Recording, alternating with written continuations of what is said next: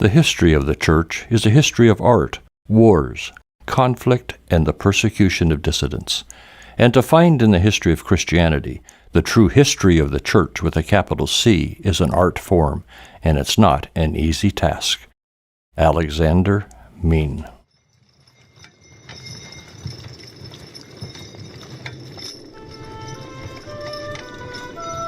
The two ancient capitals of Russia, Great Novgorod and Kiev, were connected by a road, a long road that went through dense forests and meandered through swamps.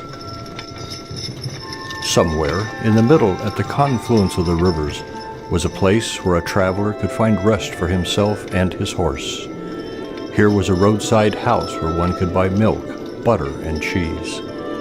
Because of the house, or because the place was swamp-like, it was called Cow Puddle, which in the local Mordovia dialect sounded like of Moscow.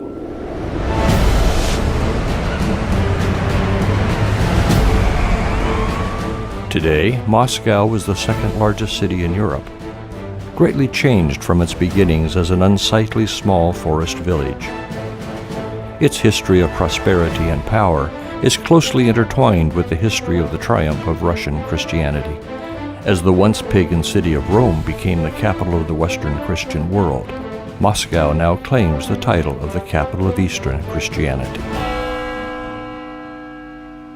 Unlike Rome, however, Moscow has never been pagan.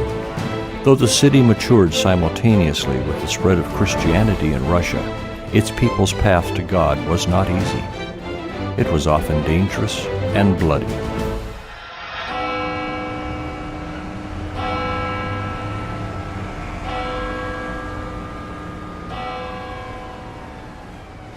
The Slavic people are a God-seeking people. All human beings are, of course. It's part of human nature. But for Slavs, this seeking seems to be manifested in some special way.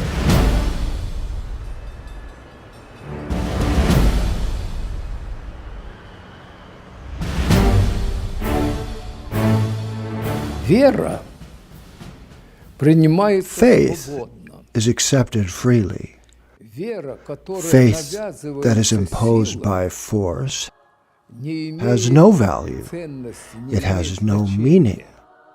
Faith must be given freely.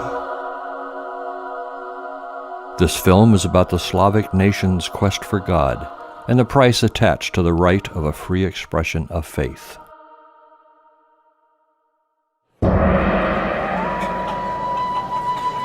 The first mention of Moscow in the Chronicles was in 1147, which was during the time of a Christian Russia.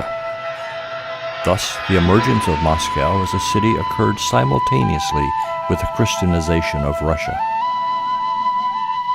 This suggests that Moscow, unlike ancient Novgorod and Kiev, has never been pagan.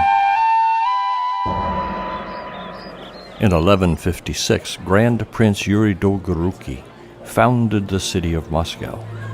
According to the historical records, he built a wall around Moscow, thus transforming a village into a town. Throughout the 12th and 13th centuries, the rustic provincial town of Moscow could hardly be called the capital city of even a small principality. Later, it became the capital of a separate principality during the reign of its first permanent prince, Daniel of Moscow, the youngest son of Alexander Nevsky. The God-fearing Prince Daniel built the first monastery in Moscow. In his declining years, he became a monk in that same monastery.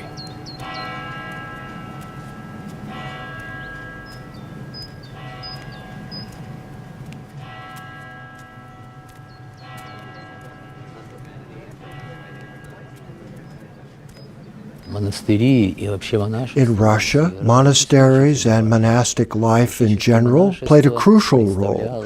In fact, monasticism represented or personified the true Christianity. It was a life of asceticism, it was a life of faith, and it was a life that sought holiness.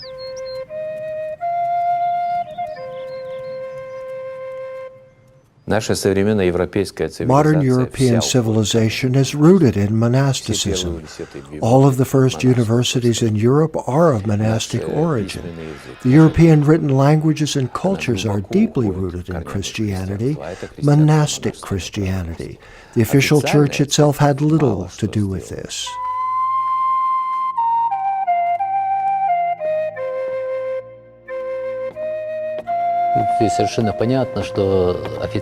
It's quite clear that the official Orthodox Church was very supportive of monastic life. In its insistence that we are the true church, it made reference to the exploits of ascetic monks as showing the wonders of God's power through the phenomena of healing, exorcism, and other miracles, occurring often in the monastic environment. Monks were the charismatics of the 17th and 18th centuries.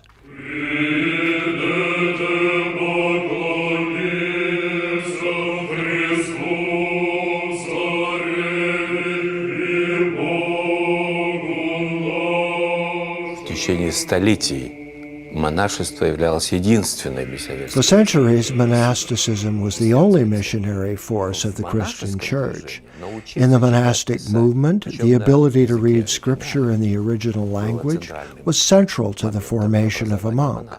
As an example, consider Stephen of Perm.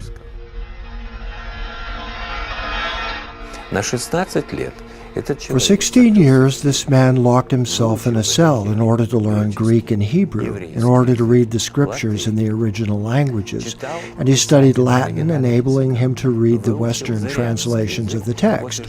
Later, he learned the Syriansky language, and after 16 years went to be a missionary to Permiaks and Syrians.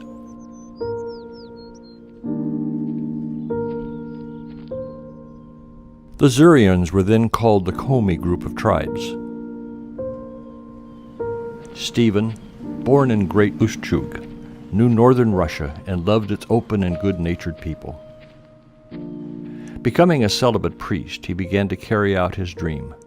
Stephen opened the heart of Christian teaching to the people of Permkrai. The Syrians listened with amazement. Many were willingly baptized, but there were also others, especially pagan priests and believers in magic, who resisted. A master sorcerer named Pam, wanting to protect his belief, volunteered to pass unscathed through fire and water, and he demanded that Stephen do the same. "I do not command the elements," the humble monk answered, "but the Christian God is great. Thus I will go with you." Pam, with a talent for deceiving people by demonstrating a so-called supernatural ability, saw the courage of his opponent and withdrew his demand. But Stephen, to witness the action of God's powers, pulled Pam into the fire behind him. When the Syrians saw Pam's fear, they wanted to kill him. However, Stephen blessed Pam and let him go. For the Syrians, this was a testimony to the power of the new God. In a very short period of time, and without modern means of communication, Stephen evangelized and converted the tribes around the area, an area greater in size than Western Europe, a strong example of the role that Scripture played. And what does Stephen of Perm do? Once the Syrians repent, he begins to translate the Scriptures into their language, in so doing, creating a written language for them. Stephen did for Syrians what Cyril and Methodius did for all Slavs, made their own alphabet. And this alphabet does not use the Russian or Greek characters, but rather the local runes, which are marks for notches on a tree. Here is a sacred icon with Syrian characters, painted by Stephen of Perm. Monasticism developed in a very interesting cycle. First, it consisted of holy men, hermits who taught students. Then came the do-gooders and donors who developed cities with walls. Then, because there was so much wealth, the monks stopped working and grew fat. The monastery became rich, and monks lived a well-fed, peaceful life. Why work when there was so much of everything? Later there appeared devotees who left the monastery, who believed that it was wrong to live like this. They believed that this was not the gospel, not Christianity. Step by step, monks strayed from their initial quest for God, being seduced by a luxurious and self-satisfied life. В состав монастырей входили The monasteries were made up of farmlands and the people who worked the land. There were reasons for this. The Mongol Tatars, the controlling power at the time, were very loyal and tolerant toward the church and did not exact taxes from the church. Therefore, the church accumulated its earnings and its wealth increased. Oddly enough, it was the Mongol invasion of Russia that led the church to become a bureaucratic organization. Leaders of the Mongol hordes of Genghis Khan and the later Batu moved from China through Siberia and invaded Russia.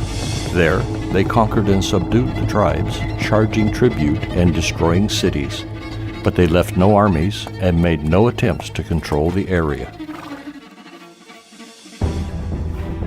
Understanding the Mongol invasions is sometimes misinterpreted in school history textbooks. The general thought is that the occupation was similar to that of the Nazi occupation, but this idea is incorrect.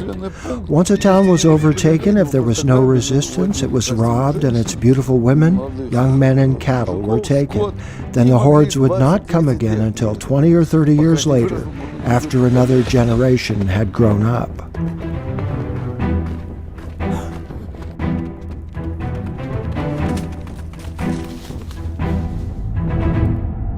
But in regard to religion, the Mongols were very liberal. And the reason for that was a collection of laws compiled by Genghis Khan called Yasa, which was confirmed by all his successors. The first law states that there's only one God, creator of heaven and earth, who holds life and death and wealth and poverty at his discretion. Also, each nation is free to worship God in its own way. Yasa also did not allow the taking of tribute from monasteries or the taxation of church workers, and this law was strictly enforced. The Laurentine Chronicle in 1257 states, that same winter came delegates who took a census of the entire Russian land, but not count the abbots and those who serve in the church. The Khans often endowed monasteries with lands in which the nomads held no interest, so monasteries became large landowners.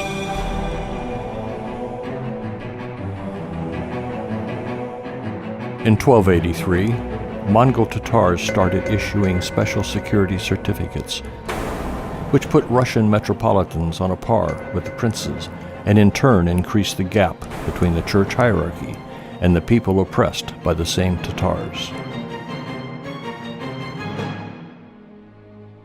Karamzin writes in the History of Russia, one of the consequences of the Tatar domination was the elevation of our clergy and the multiplication of monks and church estates.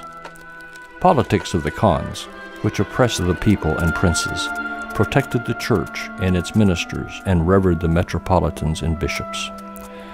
The historian writes that the crowds of people moved into the monasteries, becoming monks. Even princes and other aristocrats changed their clothes into the mantle of a monk. Church ownership, free from any taxes, prospered, and the Orthodox clergy prayed diligently for their oppressors.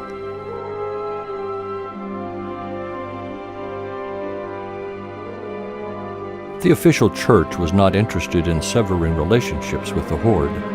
This underlies Russian respect for those few monks who fought against the Tatars.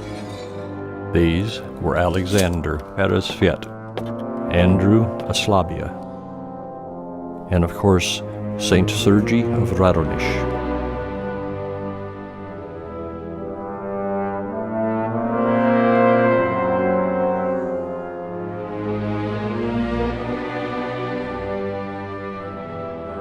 We would like to believe that there were others whose names are lost along with other missing chronicles.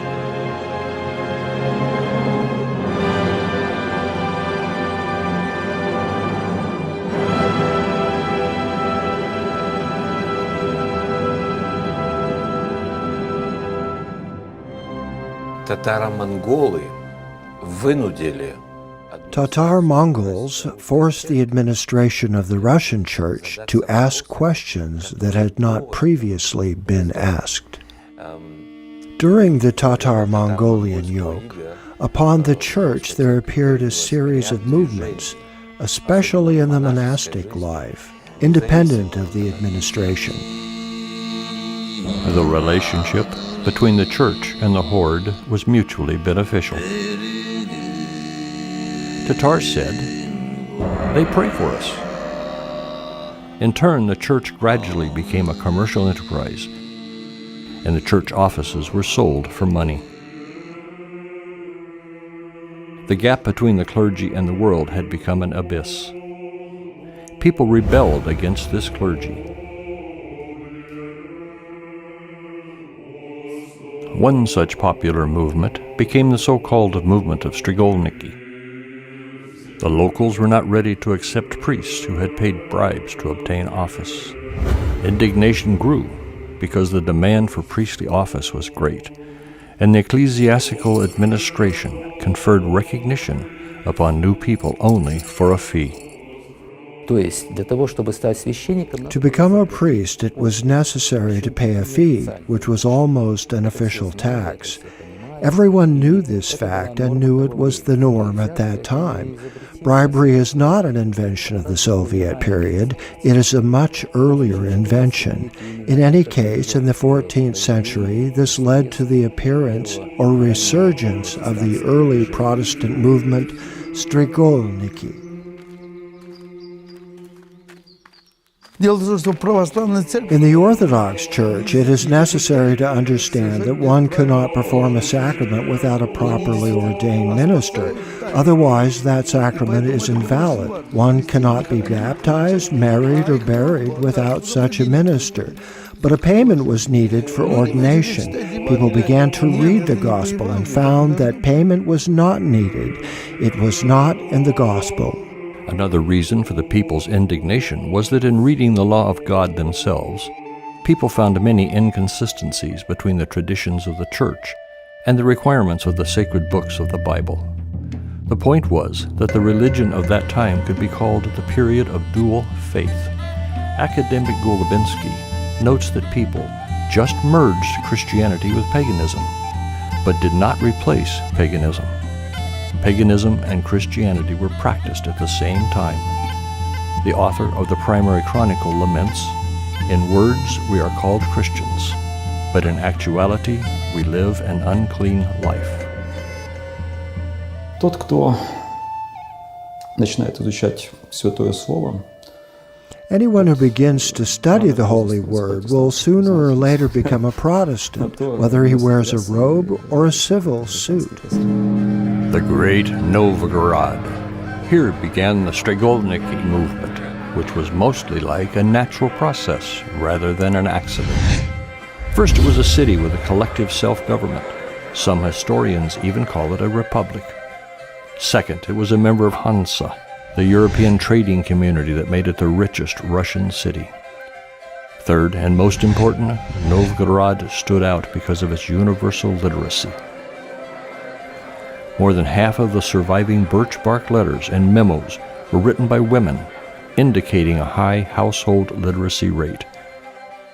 And this at a time when the majority of Russian princes signed their names using crosses. Известно, что они были люди книжные, It is known the people in this movement were literate. At least that's how their enemies and critics described them. If they had not been literate, no one would have listened to them.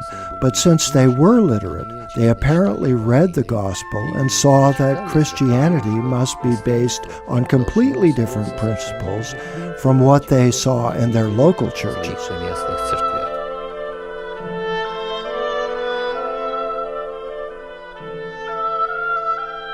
If shepherds become wolves, sheep must lead each other. This phrase, from the word about false teachers, succinctly expresses the essence of the Strigolniki movement, which was headed by two deacons, perhaps former monks Karp and Nikita. They were supported by the representatives of the lower but educated clergy, monastics, and laity.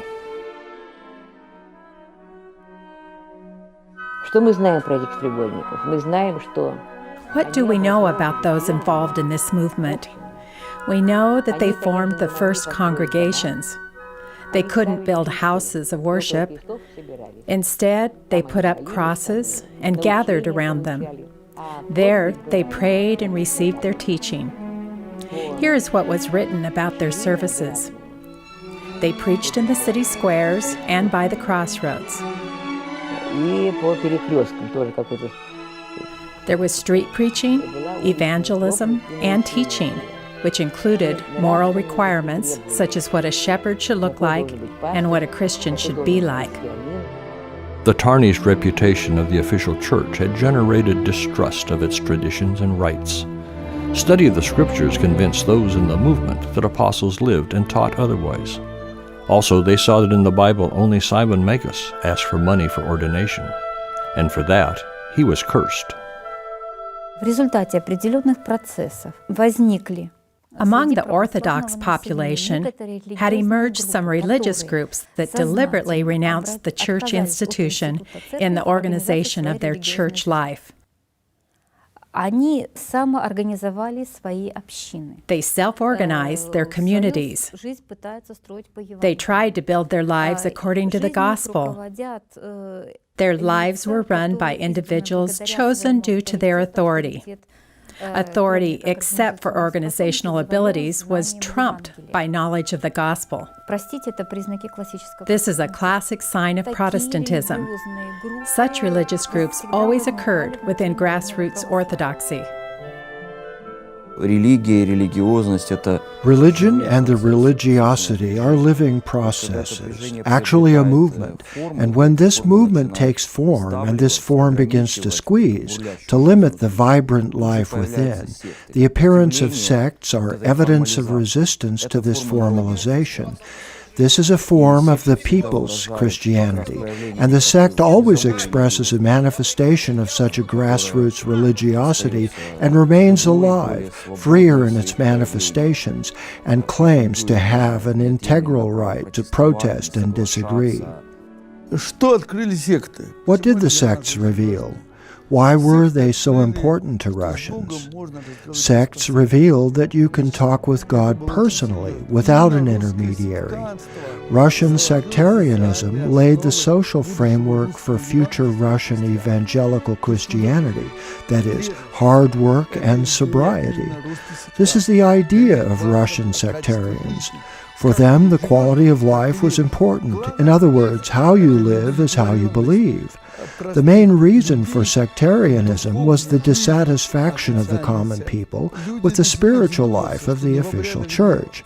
People were beginning to realize that the point was not in the rites. They were seeking a personal relationship with God, seeking peace, seeking joy in the faith, and seeking justice.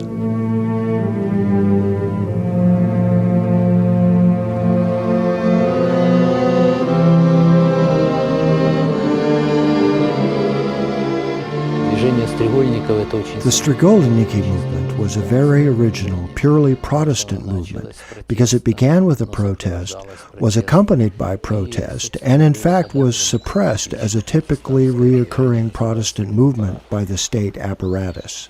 In 1375, the Constantinople Patriarch Niles' messenger arrived with a letter against the heretics Strigolniki. And the Sofia and Novgorod chronicles of the same year have a message that Nikita, Karp, and others were drowned by being dropped from a bridge. This entry reads, in the same year in Novgorod on the Volhov River, Strigolniki heretics were drowned, saying, it is written in the Gospel, whoever shall offend one of these little ones, it were better that he have hanged about his neck a millstone and be drowned.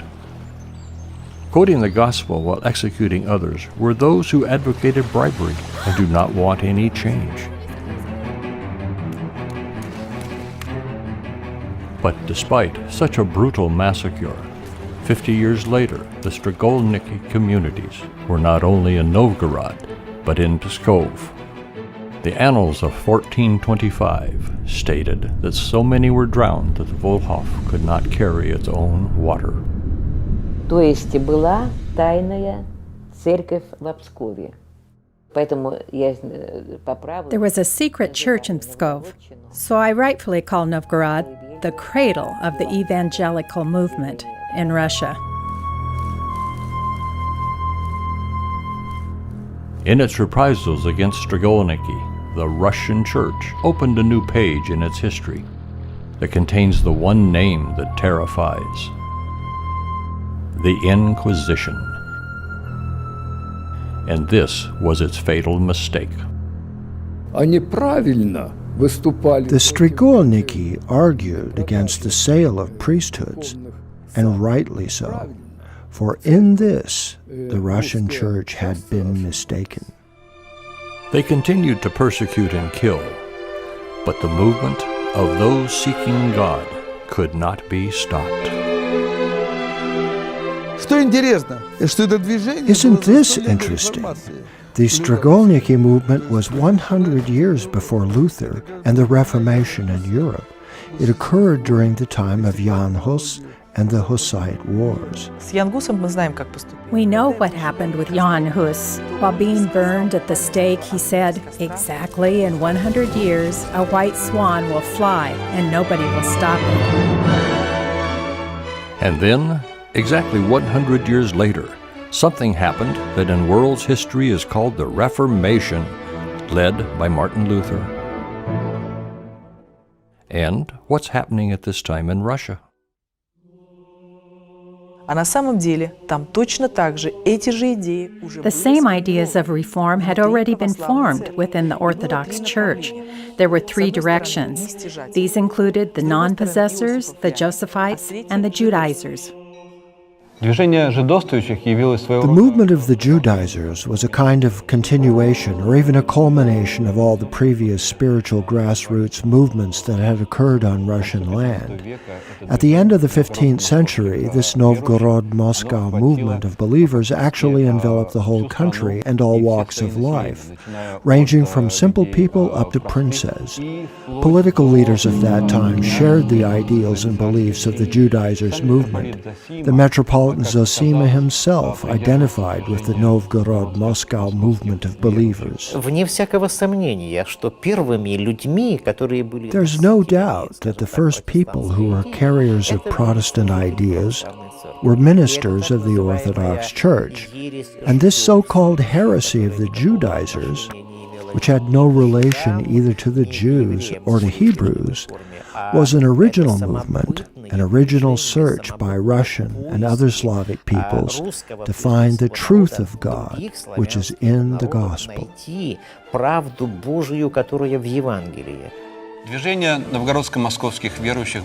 Novgorod-Moscow movement of believers was really progressive for its time in terms of economics, religion, politics, and even social structure. In all aspects, this movement was ahead of its time. Thanks to the negotiations led by the leader of this movement, Fyodor Kurutzin, head of the diplomacy department, in today's language, the Minister of Foreign Affairs, a peace agreement was reached with the Mongols. It was during his time that Moscow, Russia ceased to pay tribute to the Tatars. Another achievement attributed to the Judaizers had to do with the architecture of the time. Until the late 15th century, nearly all buildings in Russia were made of wood, which led to fires and many casualties. Knowing that Europe thrived on stone architecture, Fyodor Kuruczyn was able to conclude a number of economic agreements with the Holy Roman Emperor. Результатом этих соглашений, переговоров было то, что The result of these agreements and negotiations was the arrival in Russia of some of the best Italian architects of that time.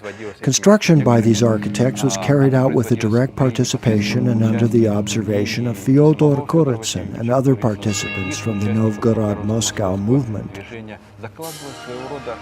A new architecture that expressed Russian style began to develop, a style preserved for centuries in Russia. Few people know that this style originated as a kind of symbiosis between Italian engineers and architects and Russian Protestants. What was the essence of this spiritual movement, or heresy, as the representatives of the official church called it? It was the fact that they, the so-called Judaizers, put the gospel above rites and traditions. Они пришли к отрицанию икон.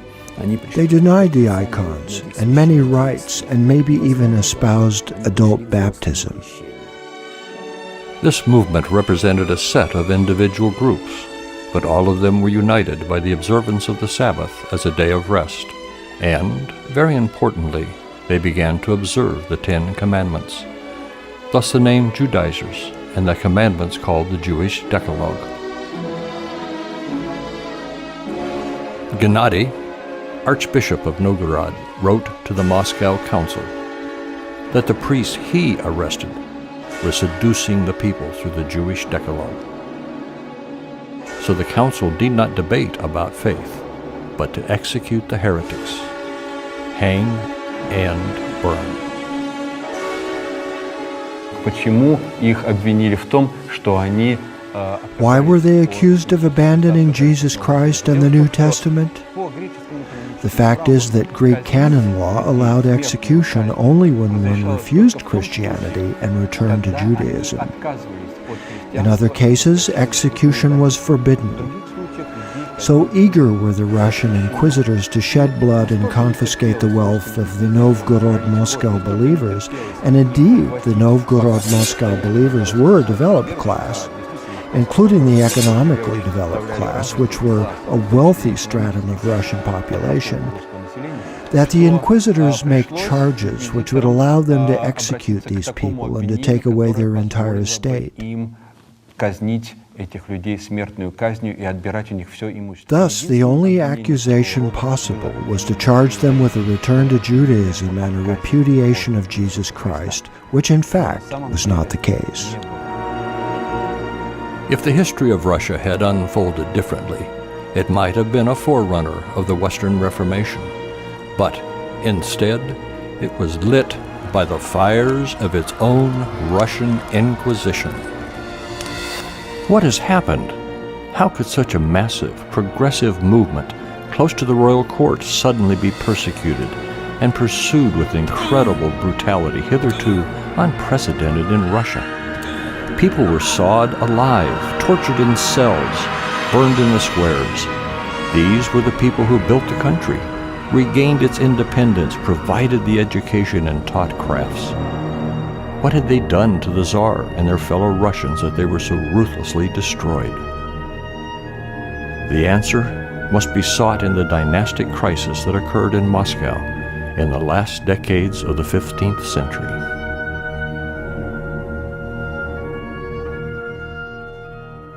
In 1467, the 27-year-old Grand Prince of Moscow, Ivan III, became a widower. Pope Paul II, wishing to extend the influence of Catholicism on Russia and draw Russia into the war against the Turks, offered in marriage his goddaughter, the Greek princess Zoe Palaiologos, the niece of the last Byzantine emperor who had been killed during the capture of Constantinople by the Turks. The Grand Duke liked the idea of inheriting the Byzantine throne offered by the papal diplomats.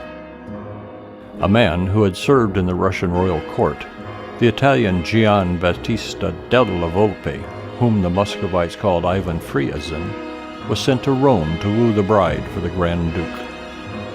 Friazin returned home with a portrait of the princess, which became the first example of secular painting in Russia. Soon, Princess Sophia herself, as named in Russian manner, arrived in Moscow. And although she became the Grand Duchess of Moscow, in her personal letters she continued to call herself the Princess of Constantinople. Her husband, Ivan III, adopted a new state symbol, the two-headed Roman eagle. And the Grand Duke began to call himself John, Tsar of all Russia. However, Sophia brought to Moscow not only the spirit of greatness, but also the spirit of Byzantine intrigue. Desiring to enthrone her son Vasily, she managed to rally some of the boyars and influential representatives of the official church and create, in modern terms, a political party called the Roman or Italian Party, in contrast to the Russian Party, which was led by the young Prince Dmitri, successor to the Russian throne, his mother, Elena Voloshanka, and other leaders of the Judaizer movement. The Roman Party accused the Russian Party representatives of heretical beliefs corrupting the people.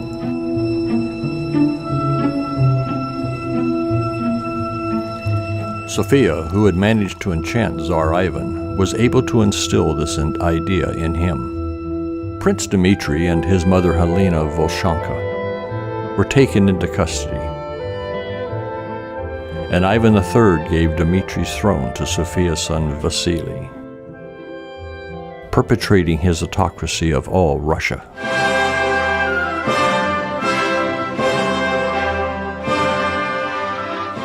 The Grand Prince Vasily became co-regent with his father, and remembering that the Judaizers supported Dmitri, began actively helping Joseph Volotsky, the abbot of the Volokolamsk monastery, and a staunch fighter against the heresy of the Judaizers. Volotsky, in turn, put pressure on Tsar Ivan III and convinced him of the need to eliminate the heretics, using intensive investigations, torture, and savage executions. Joseph Volotsky taught that heretics should be tortured and executed. In his monastery in Volokolamsk, he built torture chambers and gas chambers long before the Nazis. These were the Orthodox, persecuting, as did their Western European counterparts, the Catholics. Here were cells where the floor had been specially constructed with holes, passages like chimneys.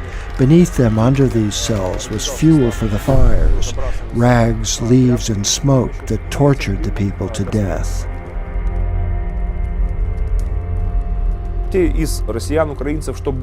Russians and Ukrainians who visit the Museum of Religion and Atheism, which was once exhibited in the Kazan Cathedral in what was then Leningrad, find those the most impressive exhibits. These exhibits were taken by Soviet historians from the oldest monasteries and clearly show the satanic essence of such a politicized orthodoxy. So gradually, monasteries that were once sources of enlightenment and virtue became persecutors of faith and perpetrators of cruelty and violence. A new way to eliminate one's opponent came through the vows as a monk. The opponent did not necessarily have to be spiritual, he could be political. There were cases of tonsuring the royal family, that is, princes and disobedient wives, who actually were imprisoned in the monastic cell in a monastery prison. Much was written about this by Pergayev and other researchers of the 19th century. The Joseph Volokolamsk Monastery, built as a prison, became the prison for many prominent historic figures. Maxim the Greek, imprisoned in that monastery for many years, wrote, I was tortured by smoke, frost, and hunger. It became a formidable prison. That is why, during the Russian-Polish War in the early 17th century, Polish prisoners were kept here. And, during the Napoleonic Wars, the French prisoners. In 1504, the Grand Princess Ivan III and his son Vasily, Metropolitan Simeon, other bishops, and the Church Council condemned heretics, that is, Judaizers, to death by burning. Ivan Kurizin, Dmitry Konoplov, Ivan Maxion, and many others were burnt alive in wooden crates. So it was in that year the residents of Moscow saw the first inquisitorial fires in Russia.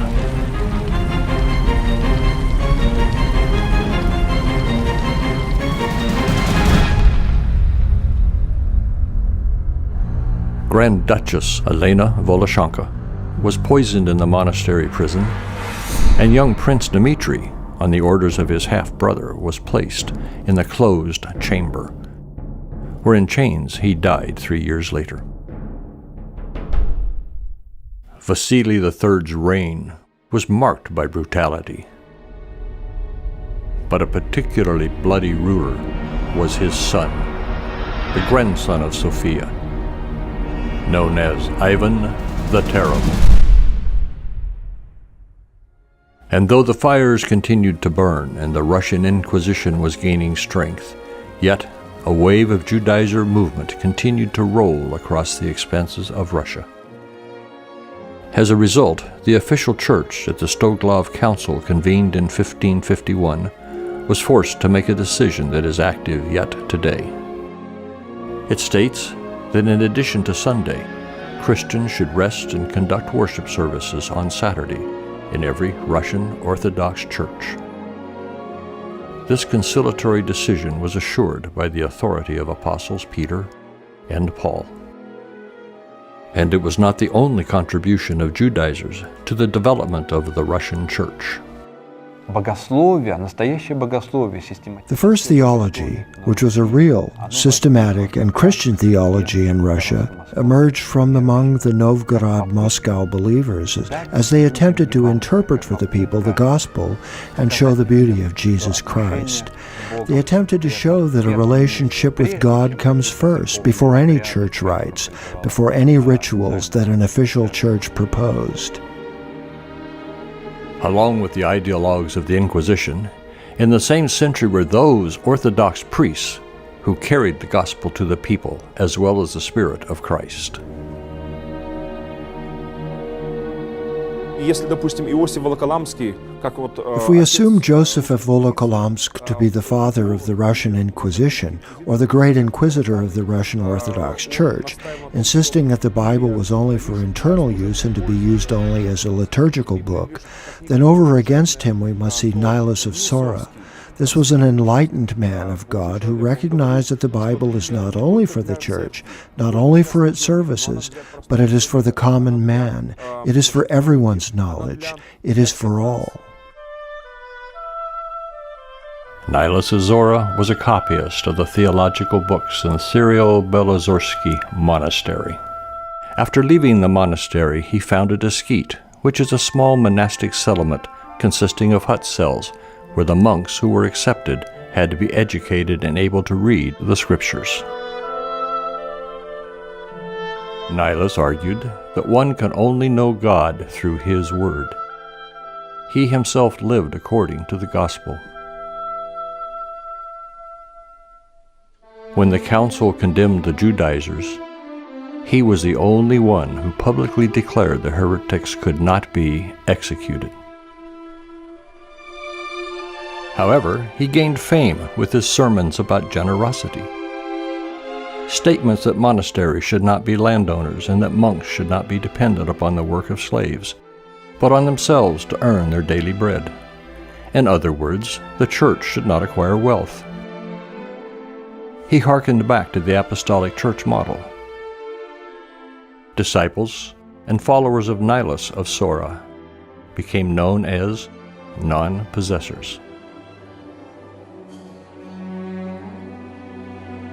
The opposite view was held by Joseph of Volokolamsk and his supporters, known as Josephites, or moneymakers, possessors. His philosophy was more popular within the church because it argued that churches and monasteries should be rich.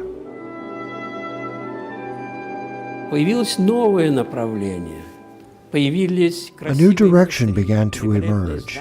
Beautiful monasteries, magnificent buildings, golden domes, and gorgeous vestments of the clergy appeared. Many monasteries gradually became owners of a huge number of villages, as well as serfs. By the end of the 15th century, for example, almost one-third of all land owned were owned by churches and monasteries. This wealth, however, did not contribute positively to the internal life of the monasteries. А между собой иосифовляне и нестяжатели, The non-possessors and Josephites began to contend for influence over the Tsar, and the Josephites probably fought harder because they relied on the position that their monasteries needed land to be really wealthy and to have influence. At first, the Tsar supported the non-possessors. He was attracted by the fact that they refused monastic lands with all villages serfs. They were willing to live in poverty and be content with little. But the non-possessors were principled in moral issues as well, and when the king decided to marry a second time, they began to reproach him. Josephites, on the contrary, said that the king was above the law and free to act as he saw fit. И тогда царь понял, что ему их будет не When the king realized that he could not convince them, he gave priority to the Josephites, after which began the terrible massacre in Russia that destroyed the non-possessors as well as the Judaizers. It was this bloodshed that essentially destroyed the infant Reformation. Я лично сожалею, что победил Иосиф. I personally regret that the Josephites won. I believe that if the non-possessors had won, the history of Russia would have been different. Ивана Грозного явления. There would be no effects of Ivan the Terrible, or a council which split in 1666 when the movement of the Old Believers appeared. We would not have the terrible figure of Peter I in the 18th century, when not only the church suffered, but the entire Russian culture as well. I believe in this. There would not be, say, the year of 1918 if the other spiritual side had won. Я смотрю так. Non-possessors were not heretics or free thinkers. They just claimed that Christianity is not compatible with the acquisition of earthly riches. But the official church, which dominated by Josephites, perceived even this as dissidence.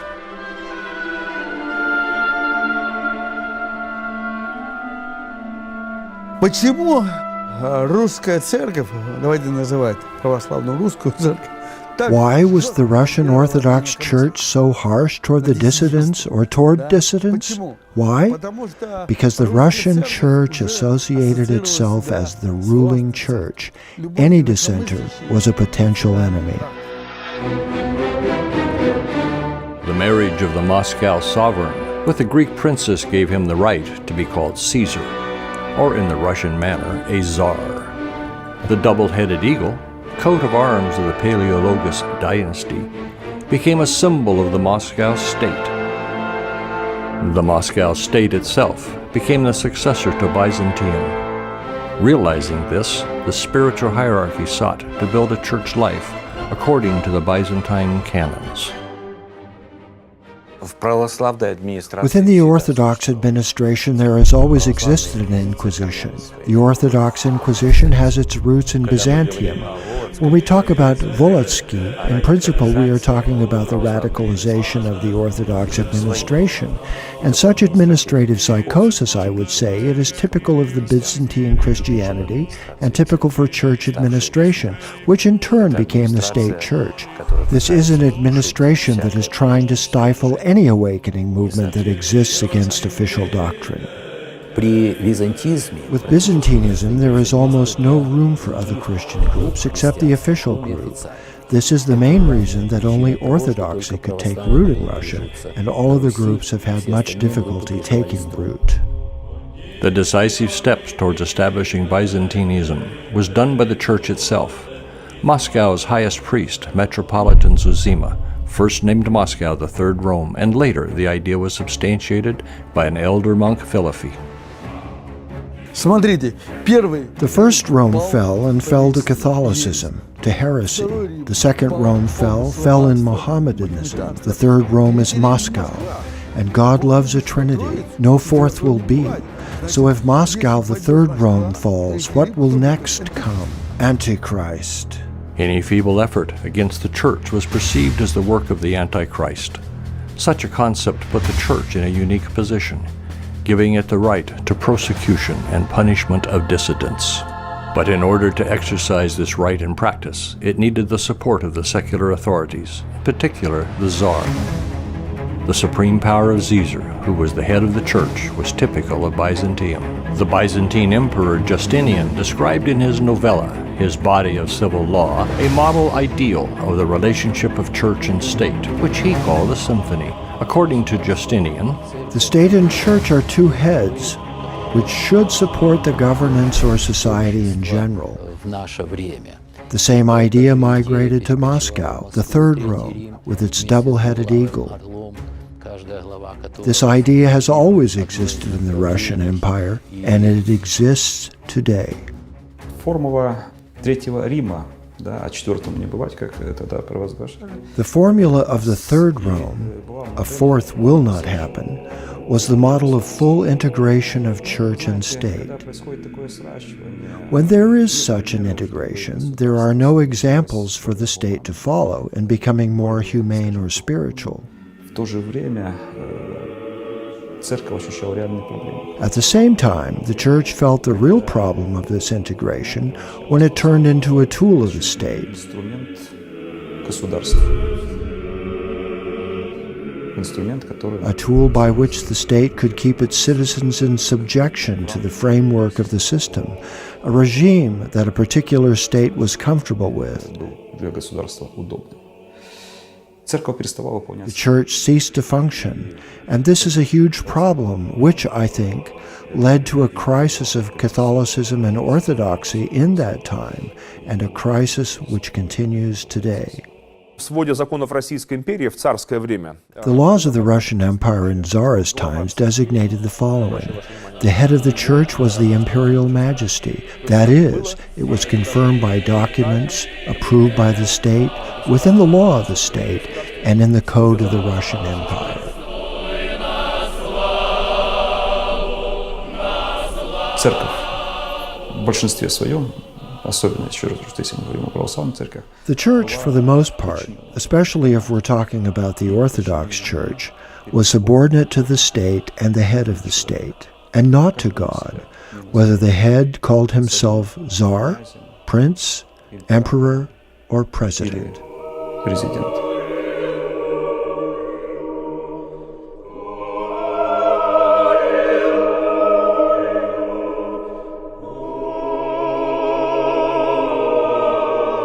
Есть такая поговорка, она родилась в 16 столетии. Если церковь... There is a saying which originated in the 16th century. If the church is going to marry the state, it will be childless. I think that this phrase well characterizes this phenomenon as Moscow, the third Rome.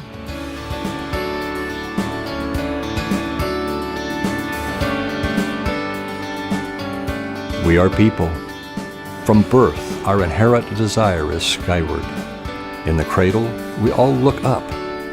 But only when we grow up are some mesmerized by eagles soaring freely in the sky, while others are mesmerized by the eagle fluttering on the flag. The church and state do not correspond to a single axis. Church should be outside the state. It lives in the state. It affects the state as a salt, which should change the composition of society, but the church should remain a foreign entity. The church should be separated from the state, definitely. Once the church merged with the state, as was in the Middle Ages or today, it began to be an instrument of state. Here, for example, Orthodoxy, when it was united with the Russian state, changed from a church to a department of religion. It may already bless guns, bless cruisers, bless bombs. It can dictate who is good and who is bad. Government officials no longer make this decision, but the church does. The church is becoming like the two-faced Janus. It serves both God and Caesar at the same time. However, playing both roles at the same time is impossible. Any church struggles to be the first. I do not blame the Russian Orthodox Church for this. I do not like that in this struggle they use so-called administrative resources that are based on the power of the state. This is not a worthy use of resources. Идеальное – это симфония. То есть церковь What is ideal is a symphony на государство, where the church influences the morals of the state. имея власть. The state, having power, helps the church to fulfill its mission. It is this that is ideal. Unfortunately, in history, there has never been such a perfect relationship between church and state. The vast majority today are secular states, where the church operates within civil society. It works along with all other public organizations. The church has no position in statehood or preferences. And it is clear the church is created by citizens who are equal. Государство, оно универсально, не ненавидит.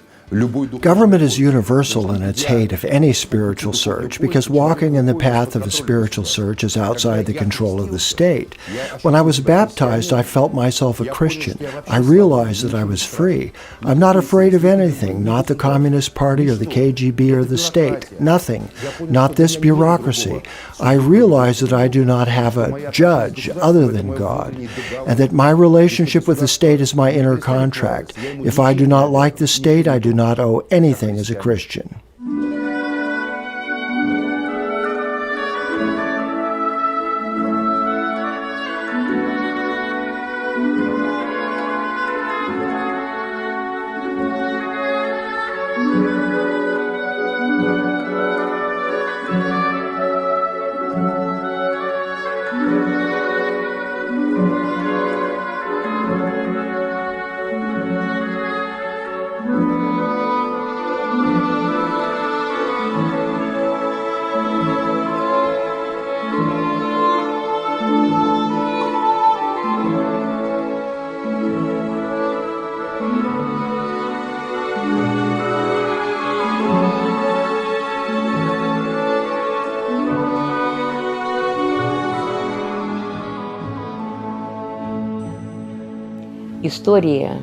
The history of the evangelical movement is like this. We learn historical facts based on execution orders and the books of martyrs. Often, the development of church history was determined not by ecumenical or universal councils, but by individual followers of faith who at one time were dissenters, pathetic loners who kept the Word of God steadily. Subsequently, the whole church has recognized them as the fathers of faith.